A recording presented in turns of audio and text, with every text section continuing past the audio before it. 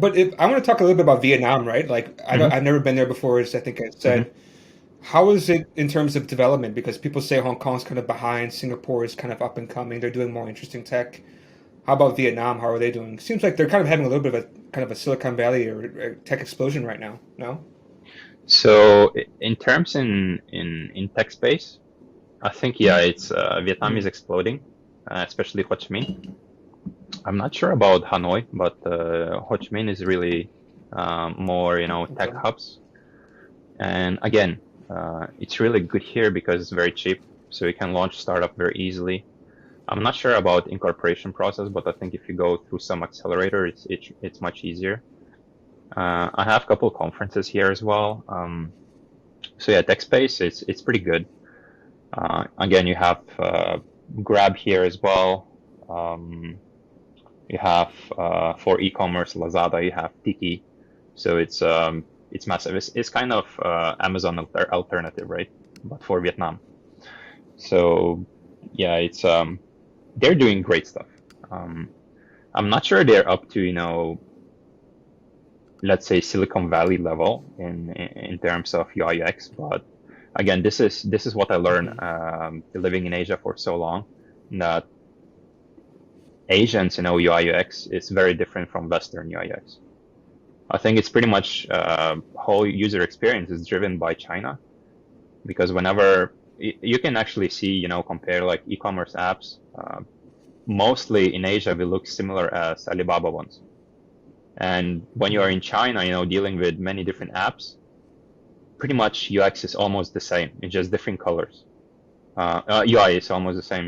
It's just different colors because people don't really want to introduce something new, because introducing something new means that Hmm. it's either will be approved or most likely rejected, because people naturally don't want to change. And since they understand this pattern, they understand if I click here, let's say bottom sheet will come up, and then I have some selections, I click, and then it will go to the cart. I don't really want to disturb this kind of UX because it's very, very risky. So I think it's also, different standards, what it is, developing, let's say, mobile app in Asia and Western. But yeah, tech side, I think talents in Vietnam, developers are quite strong. Um, so I was working with Hmm. several development houses when I had my own teams. So we had some in Ukraine, in Belarus, we had in Taiwan. Um, we didn't have anything in Vietnam. I know from Hong Kong, people also choose Pakistan, Sri Lanka, I think. So yeah, my preference would be like really top is Vietnam and Taiwan, and then it would go, I think, um, Belarus and Ukraine. So Belarus, Ukraine usually rates are slightly higher.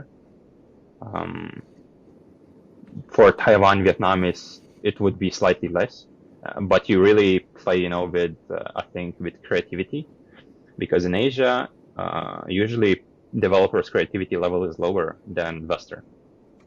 So I think this is Hmm. also very big, justifier for the price range. If you don't, like for instance in Asia, you have to have really really strong um, product manager and project manager. If they can really translate the whole idea and can lead developers into the solution, it will be the machine. Um, it's insane. It will be unstoppable.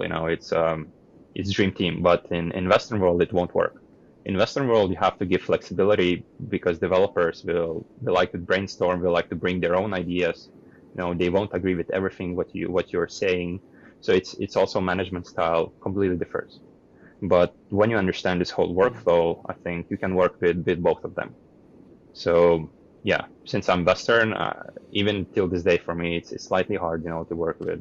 If I'm working in a team, with Asian developers, it's slightly harder. That's also, yeah, I find it, much easier to work with Western clients, because I was just raised in Western. I have similar values, so it's just easier to work with.